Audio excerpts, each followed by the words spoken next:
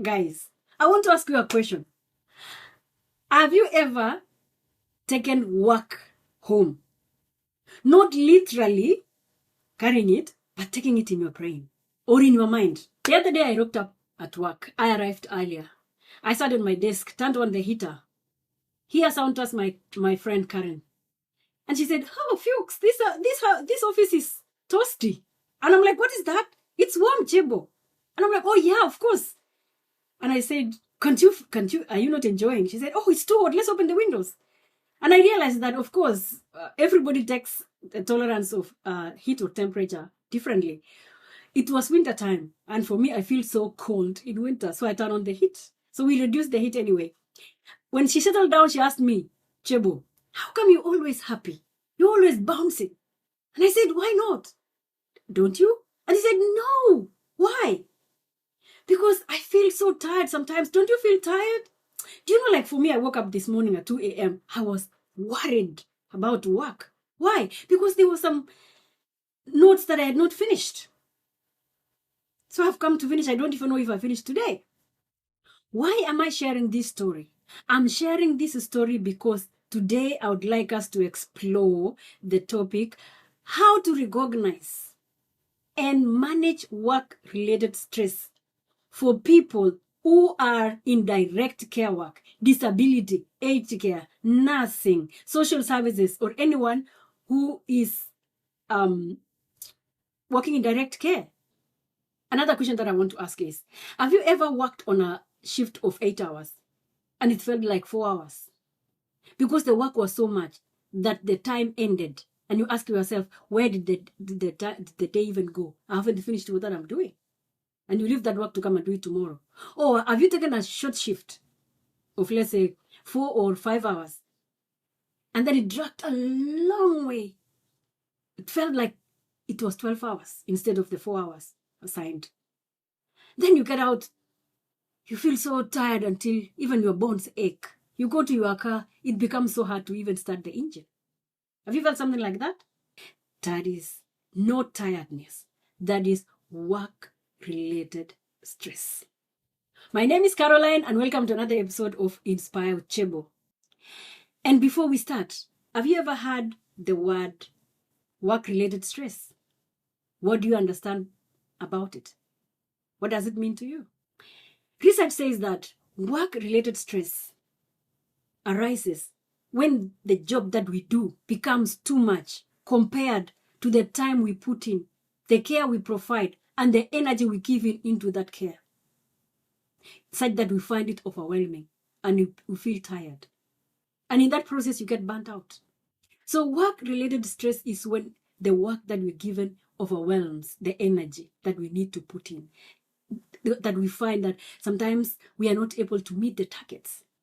My friend, the other day when we were exchanging shifts, he was doing the evening shift, I was doing the active night. I turned up and he said, "Cheba, I'm so tired. I'm just going to my car. I will sit there, turn on the ignition and wait until it warms up, because at this rate, I'm not able to take myself home." That is not tiredness. That is work-related stress. Other signs associated with work-related stress is when you feel tired no matter how much you sleep. You're always tired. Another one is you feel irritated even with small things. Or you just, you dread your work. You know, like you drag yourself to go to work. Just, your body just don't feel it. Or when you struggle to focus when you're at work. That is work-related stress. What contributes to work-related stress? Do you know? I did research, and this is what I found out. One of them is systems that don't work. Either broken down machines. Either when you're pushing something to be done, it takes a long time to be addressed. Another one is long hours of work. When we take long shifts or we work long shifts and we are constantly on our feet, we are more likely to suffer from work-related stress, either physically or mentally. When there is low staff, when the company does not have enough staff. Have you ever had a shift whereby you turned up for the shift, you worked, yeah, the full hours, and then at some point, you are supposed to check out. I mean, at the end of the shift, you are supposed to check out, but then nobody has come to relieve you. It is 15 minutes. No one has come. Then you call your supervisor, and the supervisor said, "Oh, the person who was supposed to come and relieve you canceled the shift. We are still looking for someone to replace you." By the time you know it, 1 hour has gone, 2 hours has gone. Of course, you'll be paid for that. But then that payment might not be enough because you are already tired, man. It cannot take away the tiredness that you've already developed. When we feel underwhelmed, when we feel that our efforts are not recognized, then we just feel stressed all the time. When we put in efforts and we feel like it's not going anywhere, no one is recognizing, or things are not moving the way we want, that is work-related stress. So now, how do we address this? How can we manage this then? So that we are able to recover from this work-related stress.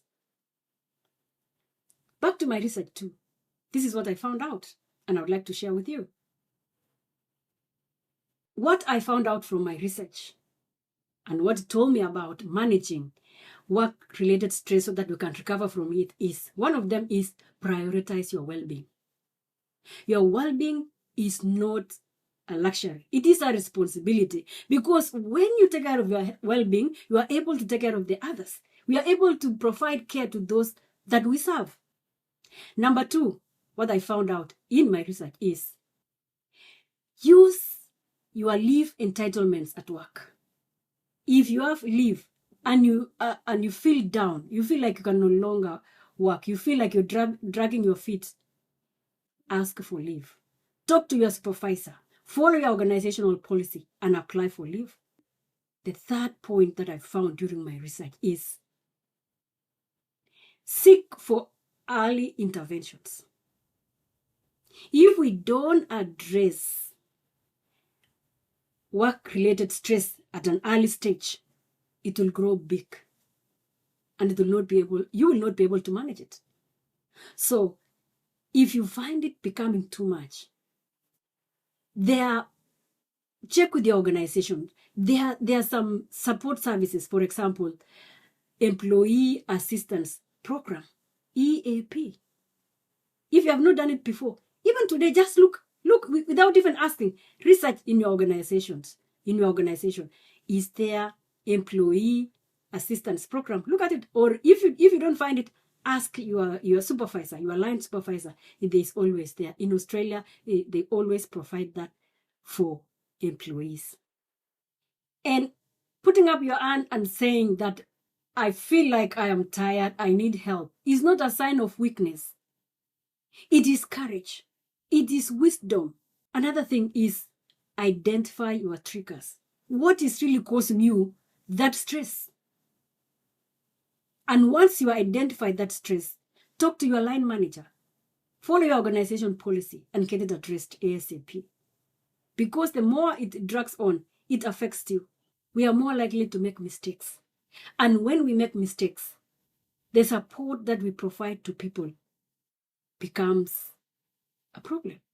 We will not be able to optimize our output. We will not be able to provide the care that the people we serve deserve. Set healthy boundaries. When we set healthy boundaries at work, we provide professional work. It eases the work. It relieves us from burning out or getting stressed up by work. I would suggest to employ something called person-centered care. Provide that client as well with the responsibility of their care. Give them the opportunity to take part in their care if you have not. Because if there's shared responsibilities, then the load is halved or it becomes load. The possibility of burning out or getting stressed or getting tired is lessened. When we take time to pause and reflect, we create spaces for healing and also strength. And that goes a long way in benefiting the clients that we serve. Because when we benefit, they benefit too. It's a kind of a symbiotic relationship. Before I finish and close this topic today, I would like us to ask ourselves, or ask yourself, what am I really feeling? Is my cup full or it's empty? And if it is empty, it is time to reveal it, because you cannot draw on an empty cup. True? Prove me wrong. Caring for yourself is not selfish. It is part of the job, because you deserve the compassion that you always give to other people. So if this video resonated with you, like, subscribe, and share with that person who would like to understand what work-related stress is and what are the strategies to overcome it. Let us create a community where care goes both ways. We care for ourselves, at the same time we care for our clients, because when we do so, we create an healthy community, a very healthy community, robust community, and thriving workplaces. Thank you so much for watching. See you again on another episode of Inspire with Chebo.